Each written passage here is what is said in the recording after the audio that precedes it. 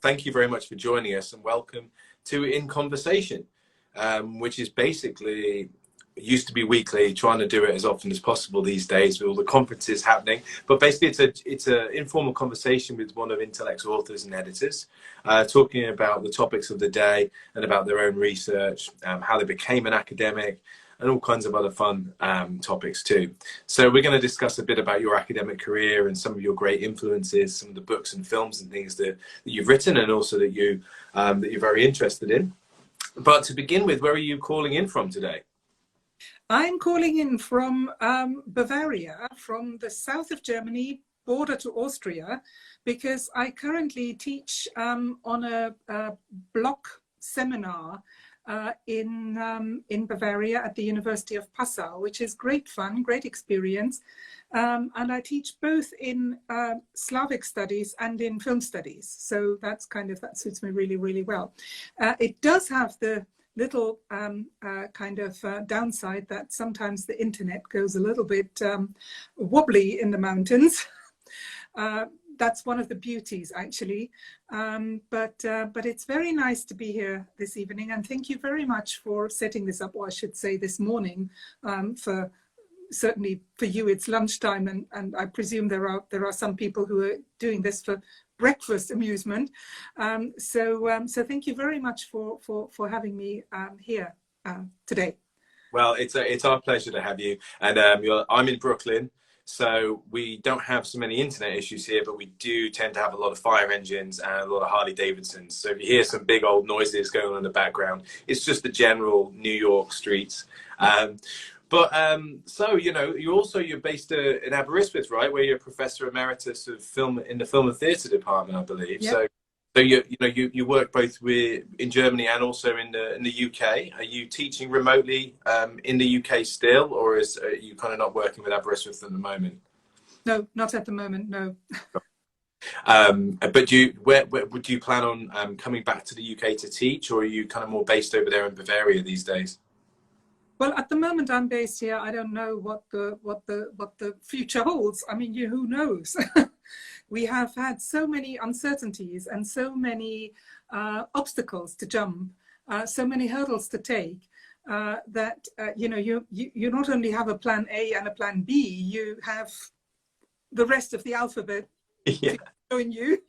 So even if plan B doesn't work, you still have C and D and so on and so on. So it's kind of, we'll see what life brings, what the future holds. How are things in Bavaria or Germany more generally at the moment? Because I understand that they've been quite strict lockdowns and things like that, which obviously affected people's teaching. And we published the work of a number of German scholars, and I know that they've been back and forth with whether they were able to teach or attend conferences and things like that. Have you felt the impacts yourself, or is it impacting your teaching, for example? Yeah. So very much so. For the last 18 months, the students have not seen the inside of a university. Oh, right. So it's been 3 semesters, because they teach in semesters here. So it's been 3 semesters, and that means basically 2 years of new students, of freshers coming in who have no experience whatsoever in finding their way around university premises. And last semester it was up to us what we wanted to do, and but it was also the kind of the typical German bureaucratic approach that we all must sing from the same hymn sheet, and then actually it turns out that we were all singing from a sheet, but we were all singing different hymns. So in other words, in Bavaria we had one system, we had one set of rules. In other federal states, you had different systems. Like only in the UK you have Scotland, Wales, and England. In Germany, you have many more of these federal states. So it was kind of, what are we doing? What are we doing in this town? What are we doing across the border? Can we actually cross the border? It's kind of, it was an interesting experience, let's say. But I also felt very much for the students, especially for the new students. I mean, the old students, they knew what a university looks like, but there were students who had been there for 2 semesters and who had not even seen the library, and it's kind of, it's a bit strange. Yeah, I mean, I don't know if I'm showing my age, but I do really feel for the students who have missed out on multiple semesters or more, Yeah. working remotely, because it's just such a shame. I mean, like just being in a library was such an amazing experience at 18 for me, being surrounded by things and getting lost in there. You know, and it's what I work for a publisher, of course, has been my love of books, but Yeah. my love of libraries and working with libraries, and that came from semester one at University of Exeter. You know, spending time there, not focusing on the subject I was supposed to be focusing on, and getting completely lost in something else. You know, which so I feel Yeah. for them. And you have that opportunity of kind of browsing through a library, and you see, oh, there is a book, you know, next to it or on the next shelf, and that might be interesting. And you don't get that. And I also felt very much on there were situations where you think, why did they do this? And you want to say kind of, you know, but you wouldn't normally do that. And then you think, actually, probably they've never had that experience, or they've never thought about that. And it's kind of, it really is a different kind of a different way of learning, and I think a much more difficult one. Yeah, I think they're all very, very happy to be back now. definitely. Well, you know. So, Well, I mean, I figure we should probably just jump right in at the deep end, really, because we know you're working in Europe, and you've worked in several different institutions, which is always great and gives someone a different perspective. But of course, you're, among other topics, you're an expert on Russian and Soviet cinema, and post-Soviet cinema too. So it would be really good to jump in and discuss the current situation, the war in Ukraine, how it's impacting academia, your own personal response to it, and a few other issues as well. But of course, you are the editor of the Journal of Russian and Soviet Cinema, and you're the editor of the journal Kino Kultura as well. And of course, you've worked with Intellect for many years, as long as I've been there, I think. And we have most recently, in the past few years, been working together on the KinoSputnik film book series, 3 books of which are already out and have been for a couple of years. But we have another 3 titles soon to be published coming this July. So it seems like a very pertinent and important topic for us to discuss today. So to kick things off, could you just tell us a little bit more about the KinoSputnik book series, involvement in it, you know, why it's important, and why we started publishing the book series to begin with? right, yeah. Thank you very much for that question, because I actually, before setting up my iPad proudly, I've just had to actually check back when we started, and it is a long time ago. So once upon a time, a scholar by the name of Richard Taylor, who used to is also an emeritus professor in the Department of Politics from the University of Swansea, who had been involved back in the 70s and 80s in promoting Soviet film history and looking at the way in which the Soviet Union in its early years in the 1920s and 1930s used cinema in order to promote its vision of what it wanted to build, i.e. its vision of a communist, of a socialist, of a Soviet future. And in researching that context, he did actually a lot of work on Sergei Eisenstein, but also on the context in which Eisenstein worked, or rather in which he was partly stopped from working and realizing his vision of cinema in the 30s and into the 1940s. And I think Richard Taylor has been one of those kind of figures in Soviet film research who has really paved the way for generations to follow, and it was a tall order to follow in his footsteps, if any one can fit one step into that path. And Richard is really motor, let's say, the engine, the driving force behind a book series on a book series in the first instance on Soviet and Russian cinema, and then as a spin-off of that series of the little books that were supposed to form guidebooks, textbooks for individual films for students, so that they could easily refer to a film, read on the context, read on the visual analysis, on a textual analysis, etc., etc. And it was really Richard, who is the founding editor, not of so much of the KinoSputniks, but of what was then called the Kino Files. And we brought that idea over to Intellect and continued a publication of the Kino Files, the film companions, as it were, where 12 little textbooks had already been published, and we continued that idea in the KinoSputniks.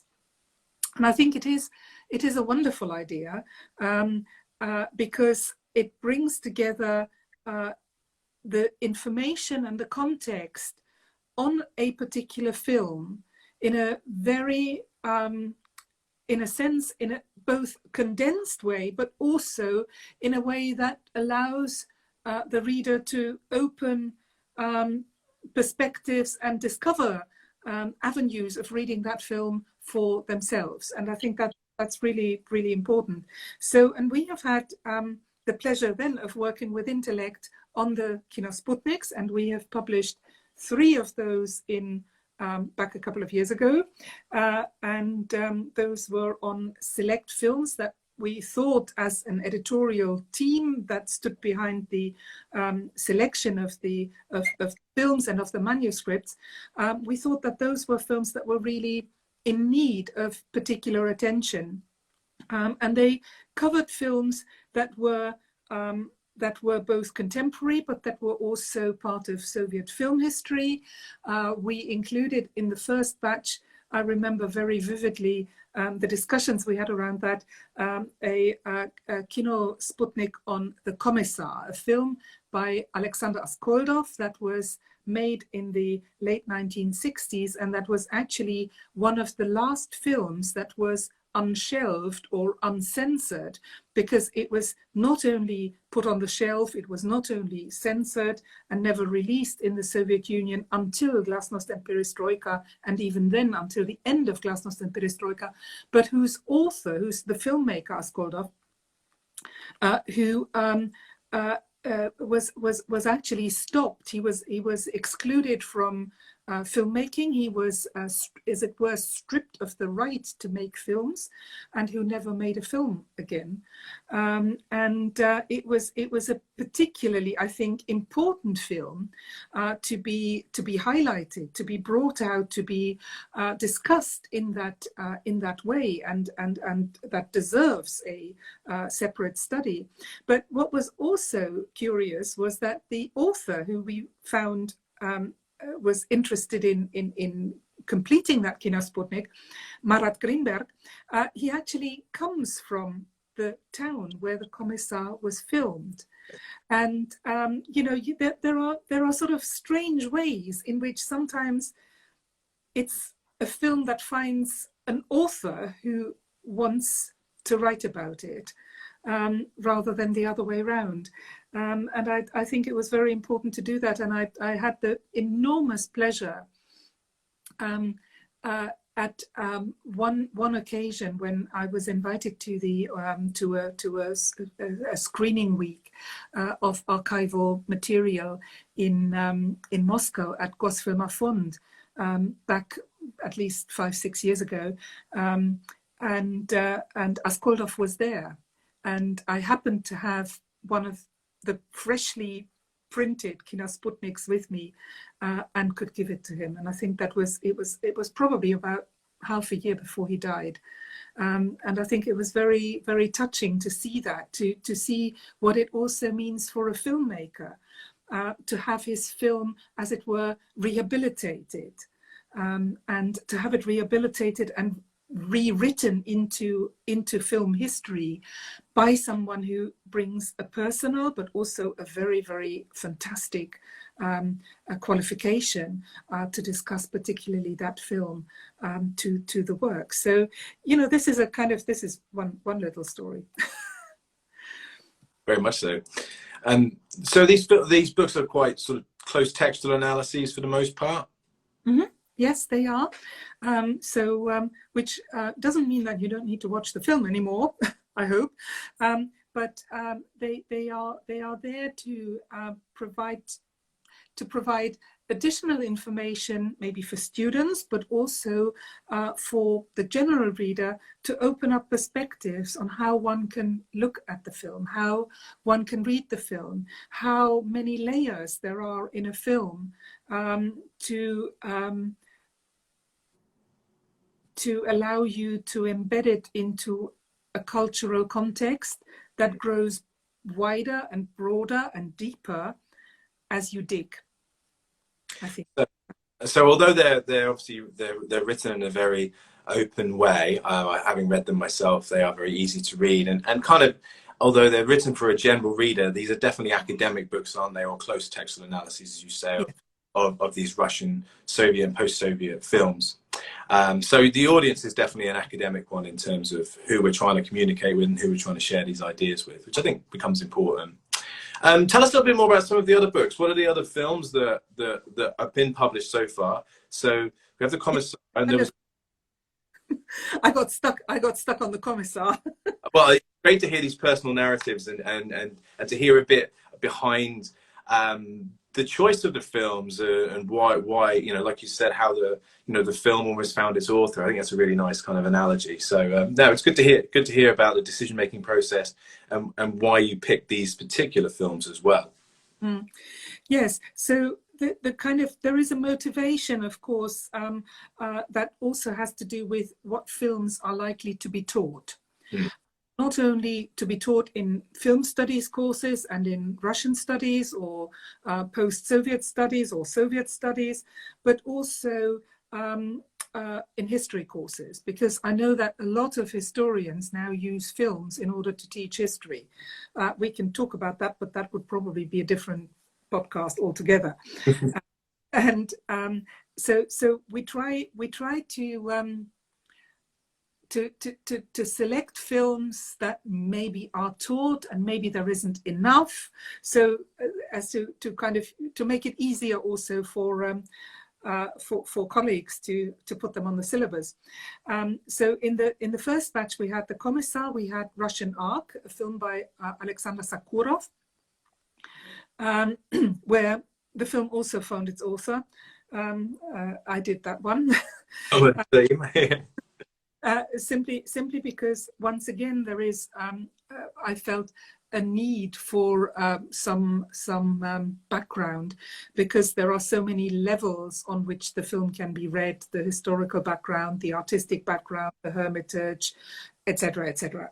But most importantly, we also try to consider the balance that we want, because the Soviet Union was a big empire, and of course, under Soviet cinema, we also have what we would now disentangle from that Soviet cinematography, namely the Republican studios. So the studios in the former Soviet republics, such as Georgia, such as Armenia, such as Kazakhstan, Kyrgyzstan, Tajikistan. I could continue to amuse you with this, but I won't.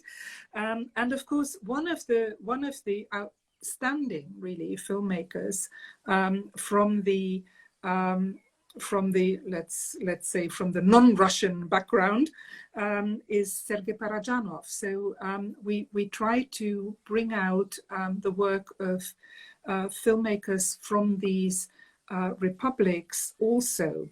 And with Parajanov, I think we also have a very interesting case, because Parajanov, well, you know, asked me, so who was Parajanov? What kind of nationality? And so kind of, the straightforward answer would probably be Soviet. Right.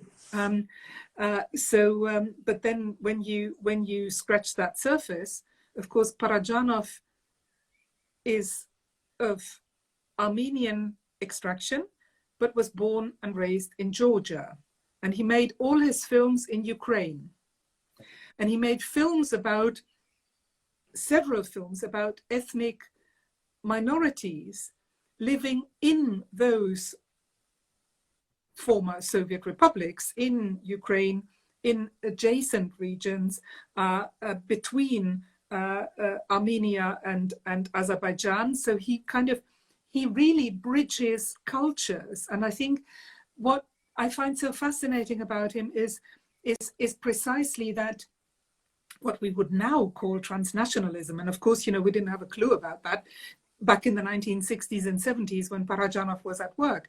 But it is that kind of attempt to communicate with different cultures simultaneously, and not to put them into separate boxes, into separate compartments. And I think that kind of makes him such an outstanding filmmaker. That experience of that he brings from having been raised in different contexts, from having lived in different places.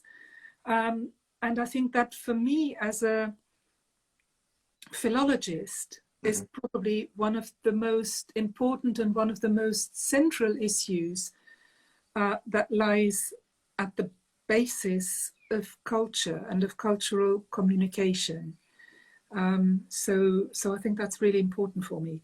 And of course, Parajanov, you discover something around every corner. And that book is once again written in a really, really fantastic, beautiful, clear way, explaining step by step the references that he makes and weaving them together.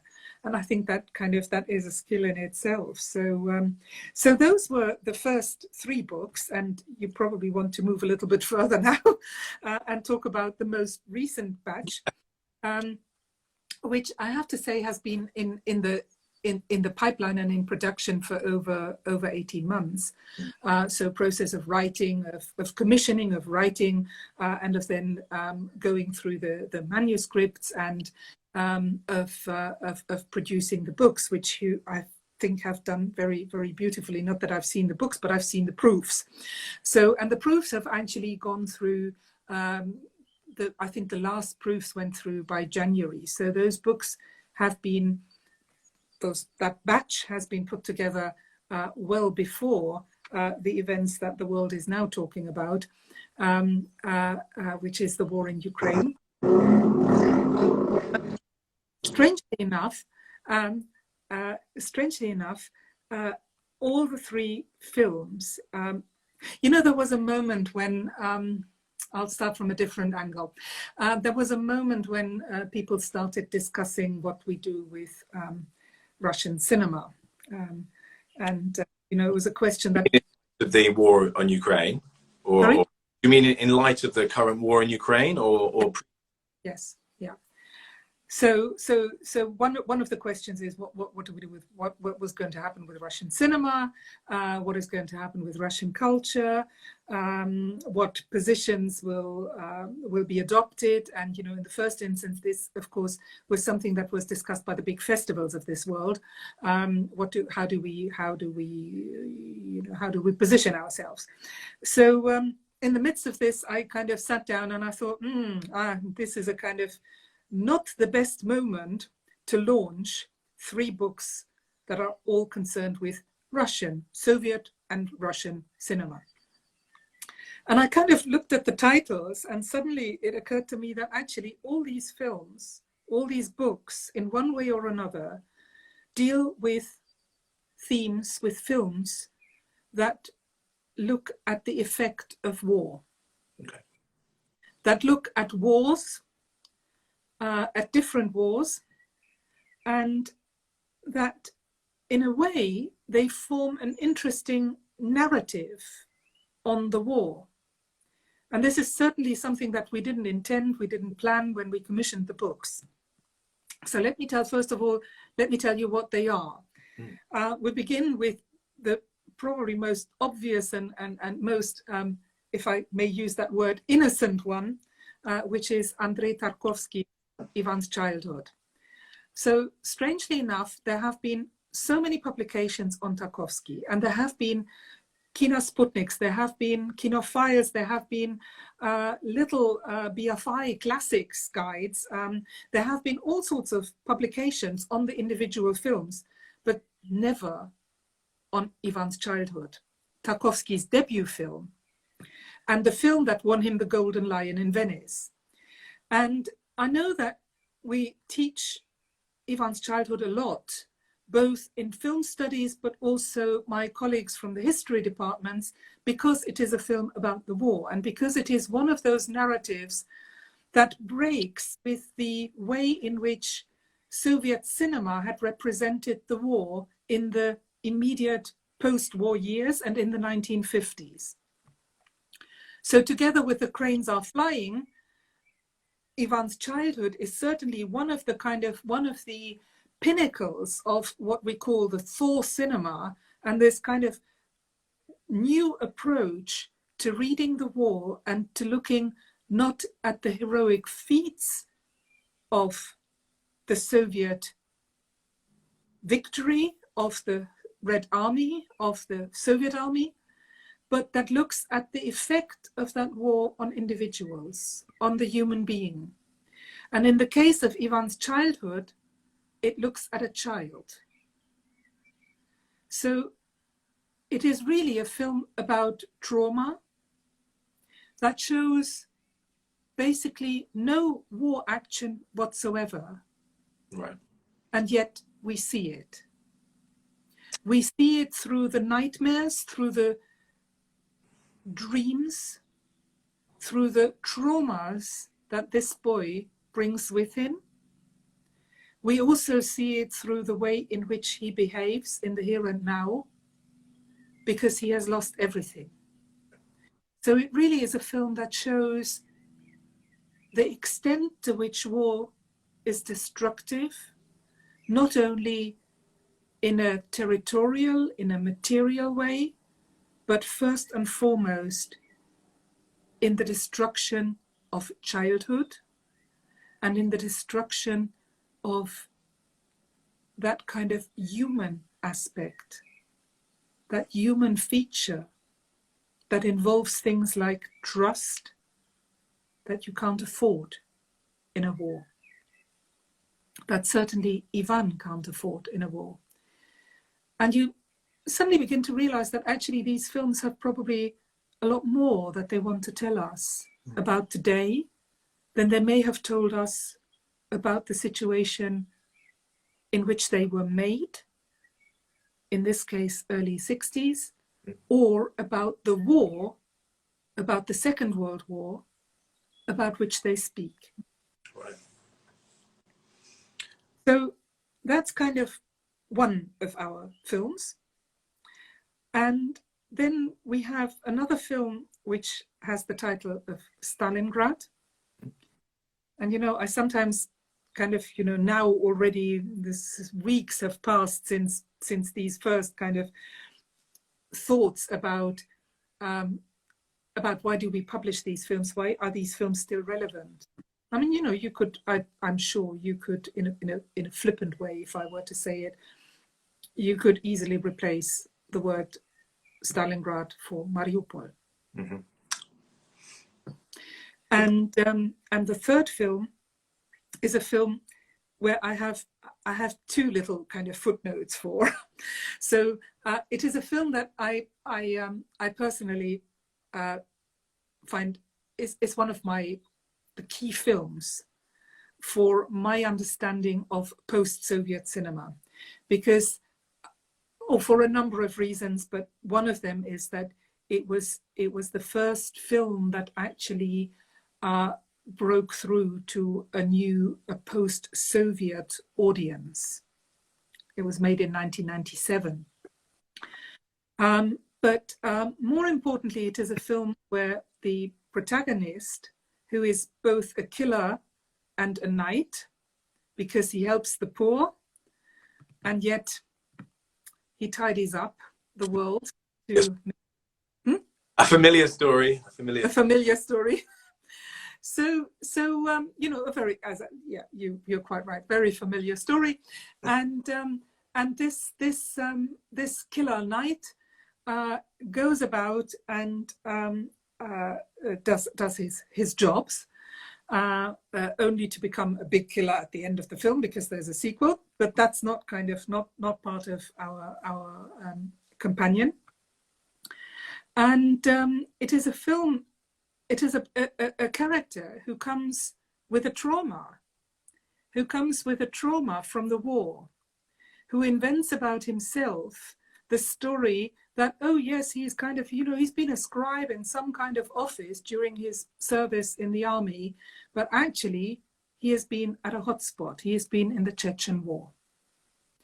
So once again, we are facing a character who has been traumatized and who comes back to the reality, as it were, or maybe he never does, in order to confront it, but to confront it with that background, with his trauma.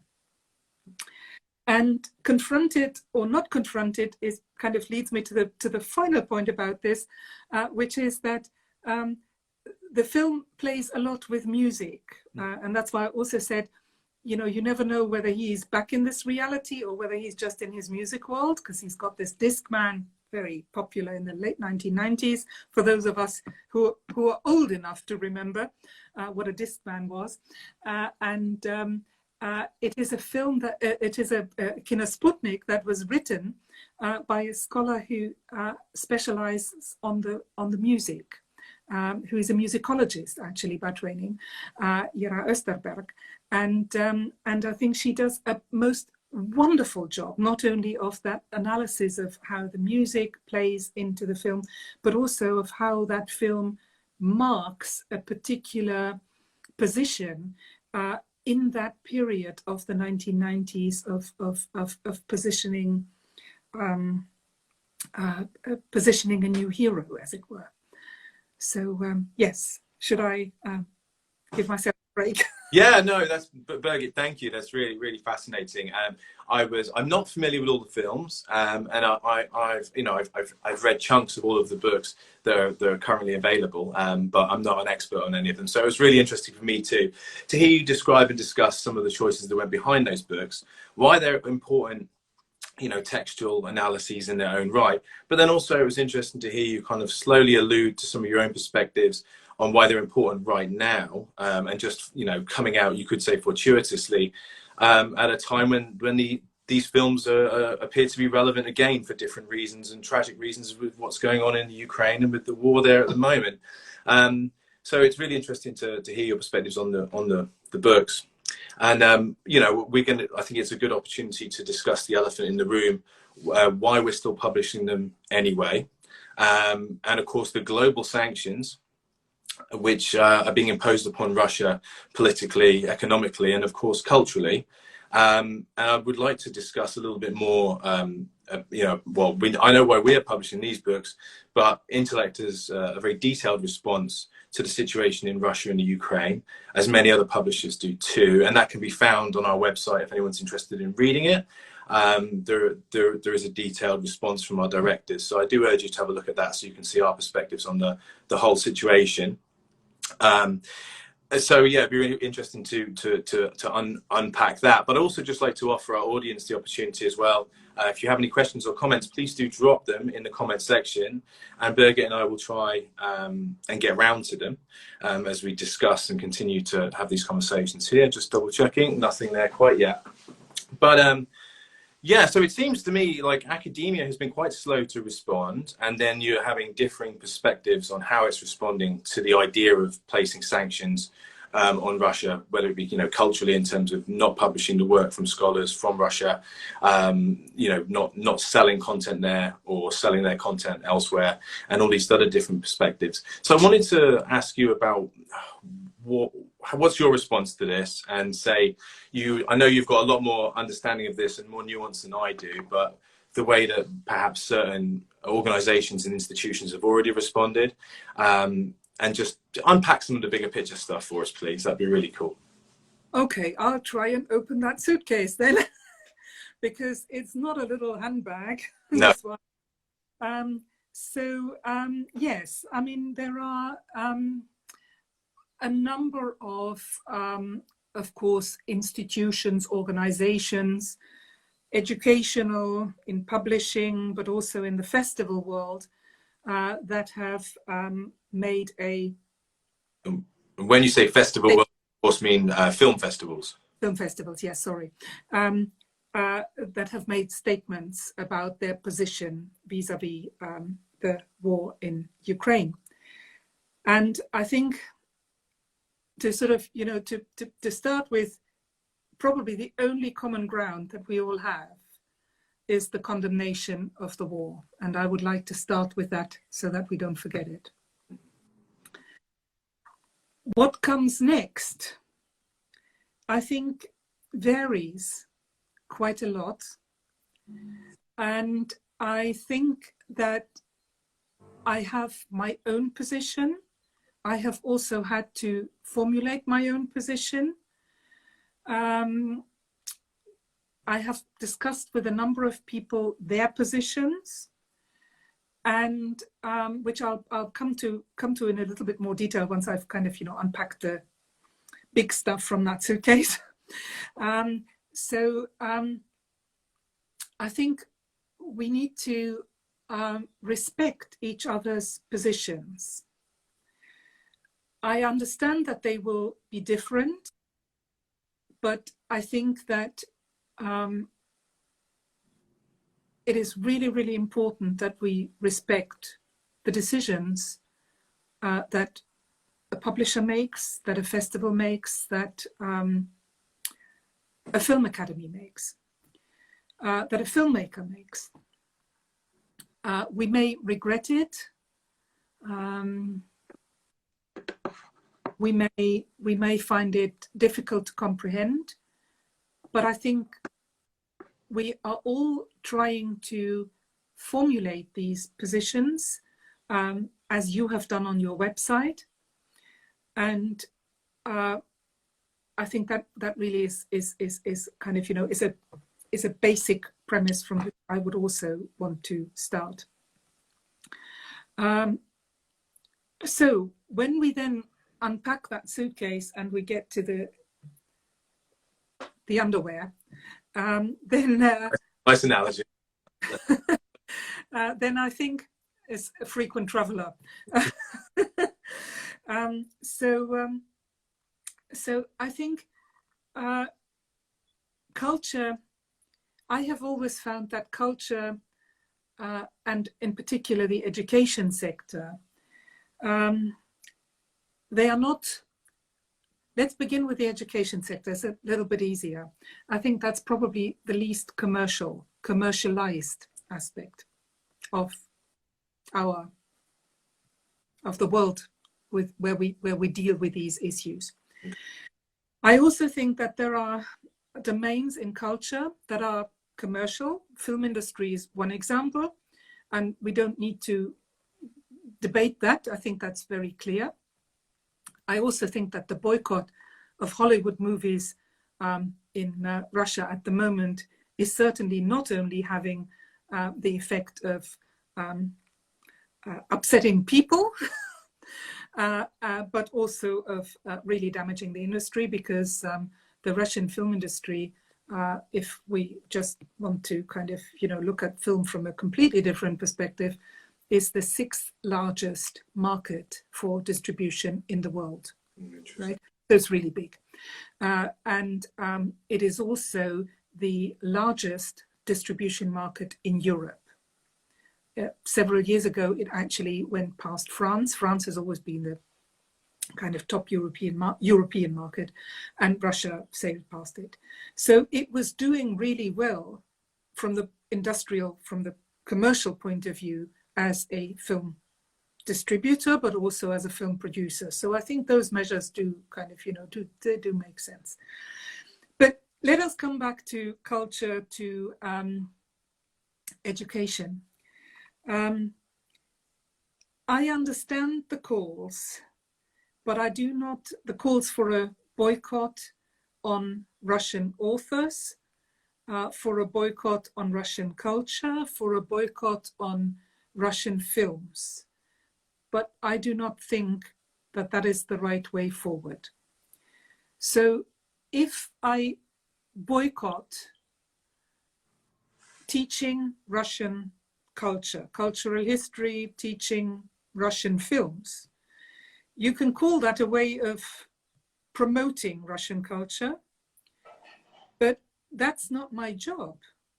My job is to teach people to understand these films, to understand something from the films about Russian history, about Russian culture. And that may well include films that you may want to call propaganda films. How can I understand, as a cultural historian, how Soviet propaganda worked without even looking at Soviet propaganda films? How can I understand the difference that Eisenstein made to filmmaking without looking at the dull Soviet socialist realism propaganda films? Right. How can I understand that? And how can I teach others to understand how propaganda functions? How can I do that without even looking at it? I think I want to look at it. I want to learn and I want to teach how to look at it critically. I want to see what I can learn from that. And then I can decide that I would probably not want to pay to go and see it, but I want to learn myself. I want to see how these stories were told and how these stories are told today. And even now, without looking at we all know what Russian news do and don't at the moment, but without looking at it, how can I know? How can I understand that what the majority of the Russian population knows? How can I understand it without even knowing? I think in particular as academics and as educationalists, as teachers, we want to be able to look at it. We want to be able to look at the stuff critically, and we want to be able to pass that on to a younger generation. Because if we don't do that, then what is the next generation going to be able to do in terms of finding a common language of communicating? Because we do hope, do we not, that this war will end one day. And I'm not talking about a fixed date or anything, but I do think that, you know, we need to also think about what we do once the situation is resolved. I don't know how it will be resolved, but what do we do then? I suppose one of the arguments that would play slightly against that is that a lot of people would say that, you know, we hope that the war will be brought to a rapid conclusion through sanctions. This is obviously hypothetical. And therefore, those sanctions should also include cultural sanctions. So, because otherwise, I have heard this argument as well, that if you're, you know, if people are not having Russian gas, this, that, and the other, all these sanctions that are potentially impacting on the day-to-day life of Russian people, for example, what would make academics special, whether those who are producing it or those who are reading and discussing it? Why should, you know, even if it is for the greater good in the long term, why should academics get a free pass? Why should we be presenting Russian films, discussing Russian films, when every other part of socio-political life is being, you know, curtailed, let's say? So that's an argument and a question that has been raised. Yeah. Like, why Yeah. do I get a free pass? Should they get a free pass? You know, these are all valid questions and concerns. And I think that's an important question. Why should academics be exempt from that? On the other hand, sanctions are financial, commercial, right? To what extent are we commercial? Yeah. I'm not paying anyone to see the films. And, you know, I also understand that for a publisher, it's a different kind of consideration, because do you publish authors in a journal and then sell that journal, or don't sell that journal to the country? For us, there's no money involved. So at that point, there is maybe a possibility of bringing in different ways of acting and of considering that process. And I also want to maybe bring in very briefly the debates that have occurred around the Cannes Film Festival.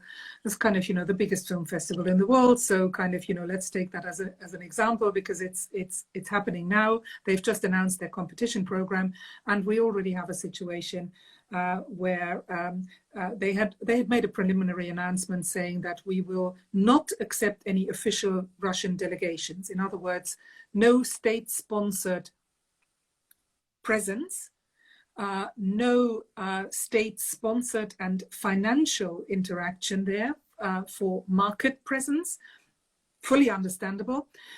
At the same time, we are going to consider Russian films, and we are not going to put ourselves into a position where we say, okay, we are not even going to look at the film if there is even a fraction of state money. And I'll add to that something that I think is also important, and which shows why it is always useful to know the context and to know the situation.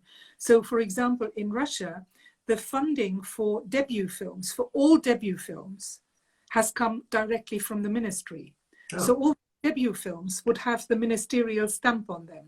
Right. Whereas the funding for the blockbusters, including the propaganda films, right, the so-called patriotic blockbusters, those films that were designed to promote a particular point of view, those films were funded by the cinema fund. So you don't have that ministerial stamp. That fund also receives state money, but not exclusively. So it is very, very difficult to you don't want to put I wouldn't want to put myself into a position of saying, well, we're not going to show that film because it has money from the ministry. The ministerial funding is what people and producers and everybody has been fighting for many, many years, that should go to debut films. And it is important to promote that young generation. So it's kind of, there are always different sides that I think one needs to bear in mind. And likewise, what do you do then with the decision that Cannes has now made, which is the inclusion of a film by Kirill Serebrennikov, who has for 18 months been under house arrest and who has only 10 days ago left the country. Right. Because he was he had a suspended sentence, and that sentence was lifted, and once he was able to travel, he left the country. So his new film, is in the Cannes competition. And there are already voices, in particular from Ukraine, but also from the film critics community, calling for a complete ban on Russian cinema in the Cannes competition. So where do you draw that line? Is it so easy to draw a line? Is it so easy to kind of now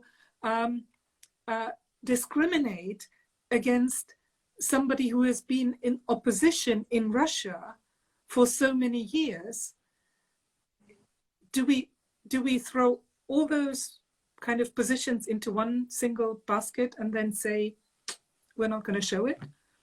It's difficult, isn't it? Because there's obviously a lot of nuance, and I can see that from what you're saying. I guess it depends on your stand on sanctions in general and on your belief in what you think the impact of that will be. Because, you could say there's a lot of grey areas, aren't there? For example, with the KinoSputnik's books, they do not contravene Intellect's policy because they're not affiliated with Russian institutions or authors, even though they're discussing Russian films. So, on one hand, you could advocate that we shouldn't publish them because it's glorifying. You could argue, or discussing or critiquing, or bringing attention to any aspect of Russian culture. But conversely, as you have, adequately kind of described, that these films are relevant now, they offer critique, or they offer nuance and open up discussion that could help us move things forward. And again, they're not affiliated with Russia. They're just discussing. So there's a lot of grey areas there, aren't there? Yeah. And, I think one of the most important things really for me is that we think about it, and if we find it necessary, we make our position clear, why we have done this and why we have not done that. I think that probably is the most important and the best thing that we can do in that situation, without wanting to attack and without wanting to justify, because I think both of those would be the wrong approaches. We have done what we have done. We do what we decide to do, but let's make it clear why we are doing it. And then, yeah. Well, yeah, no, I mean, that's one of the reasons we wanted you on as a guest today. You know, these books are in existence, and these are very important questions. And I feel like perhaps academics and academic publishing, maybe the last groups in some ways to have a definitive approach, and maybe they shouldn't have a definitive approach. And these are all important questions. And I think having a dialogue and a conversation and providing spaces like this for people to discuss, and of course for experts like yourself to reflect their own personal perspectives, as well as the way that they perceive the response come from their own institutions and things. I think it's really important. So I'm really glad again that we have you here today. And again, just to reiterate to our audience, we only have about 10 minutes left. We've got a few more things to get through. But if you have any questions for Birgit while I have her here, please do drop those questions in the comments section. And again, just to be clear, Intellect does have an official response to the situation in Ukraine and involving Russia. And you can find that on our website. If you just go to www.intellectbooks.com and then click on the About Us section, you will find a detailed statement there explaining our rationale behind lots of different decisions. And some of it's quite interesting. So I do, you know, and there's some interesting personal anecdotes there from our managing director, Mark Lewis. And I would urge people to read it. And again, we welcome feedback and questions. So do feel free, it's a dialogue after all. And I think that's one of the important things that, you know, is coming out of today's conversation in general. But I did want to just maybe ask you a slightly bigger question about this, you know, this whole kind of situation, but how it, you know, you could extrapolate it. What's the role of academics and the academy? Do you feel, you've touched on this, I know, but we'll take it a little further perhaps. What do you think the role is of academia and of publishers, you know, academics in general, in light of like this situation, but in the world we now live in? You know, it's not the 50s, it's not the 60s. We are living in 2022, and you know, this war has occurred, you know, post-pandemic, and obviously there's lots of discussion about that. So it's a unique situation and a unique time as well. Yeah, you're absolutely right.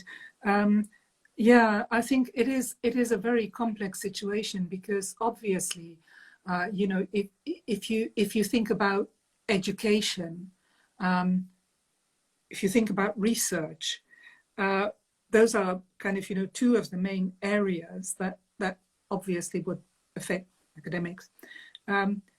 So first of all, research. We will probably have to, many of us will have to rewrite our research projects, because at the moment we cannot see how and when we will be able to have access again to archives. So that is one kind of, you know, it's a small thing, but it is a factor. I know that, you know, research projects have been affected by this right, left, and center. At the same time, I think we also need to very much think about archives in Ukraine and about supporting those both book archives, but also the film archives. And I know, and I will do this as a sort of, I don't usually do advertisements, but I think this is a very good cause that has been picked up by Richard Bossons from Oxford, who has set up a funding appeal to support the staff at the National Film Archive, the Dovzhenko Film Archive in Kiev. And I think that's really important, because we have seen the pictures, right? Yeah. So it's really, really important, because this is also about archival materials and about heritage. It is about precisely that national heritage that is so important for a young country like Ukraine, where a lot of these archival resources have actually been stored not in the country until the 1990s, but were stored centrally. Right. So the possession and the reappropriation, if you like, of that material heritage as well as the intellectual heritage is, of course, very, very important. So I think that's also something to bear in mind. But then when you look at teaching, we have, of course, already a number of repercussions. I mean, one of the first things that I heard of were various universities trying to bring back their students, because we send our students on academic exchanges. Mm. So the first response was, we must get them back. We must get them out of the country. And I know of several people who have had rather adventurous journeys coming back because the airspace was closed so quickly that some of them had to travel via the Baltic states and had to fly out via Istanbul and whatsoever. We had students including in Siberia, so that wasn't kind of just get on the last flight. So those are also important considerations, and those are considerations both in terms that we need to bear in mind, both in terms of the student's safety, of course, in the first instance, but they also are financial and reciprocal arrangements that are there with other universities. So I think, you know, that we need to slowly and steadily, and let's do it slowly, and with a little bit of reflection, we need to reinvent how we engage with Russian culture. I think it is not helpful. Something that has also happened when colleagues turn around and say, "You Slavic scholars, you are at fault because you have distorted the history of Ukraine." Maybe that's a shoe that is a little too big for us, for kind of, you know, undergraduate teachers. But I think it is certainly a kind of a signal that is also being set for the academic community to start thinking about how we teach, what we teach, and so on. But as I said earlier, I think what we do is we want to get the young generation to think critically. And that's, I think, the most important. And to form their own opinions. I think that's the most important thing that we can do. And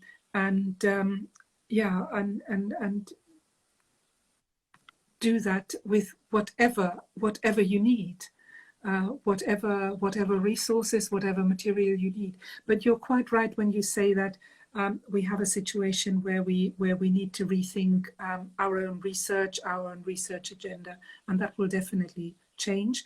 And we probably also will need to consider very carefully our relationship with colleagues in Russia.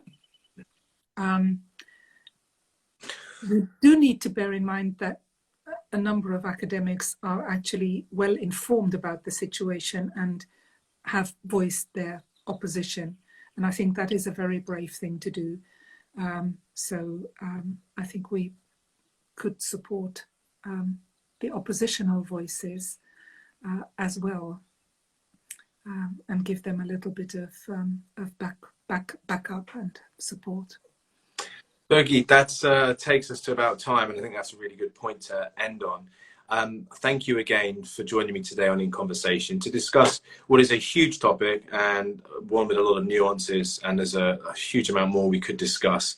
So I'm sure we'll probably have you back on to discuss in greater detail a bit later, perhaps when the next 3 books in the KinoSputnik film series come out, which will be in July. If people would like to find out more about the KinoSputnik film series, you can do so at intellectbooks.com.